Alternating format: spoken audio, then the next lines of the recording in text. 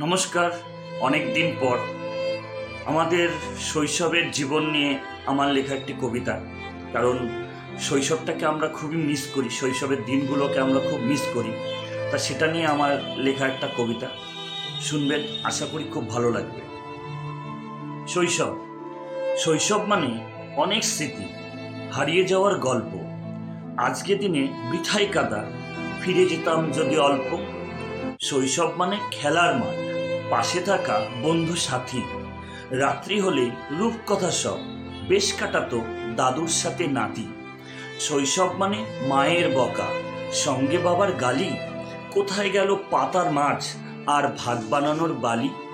শৈশব মানে বৃষ্টি ভেজা, কাগজ নৌকা ছোটা। আবদারেরা ঘর ছাড়া সব, এখন শুধুই দায় জোটা।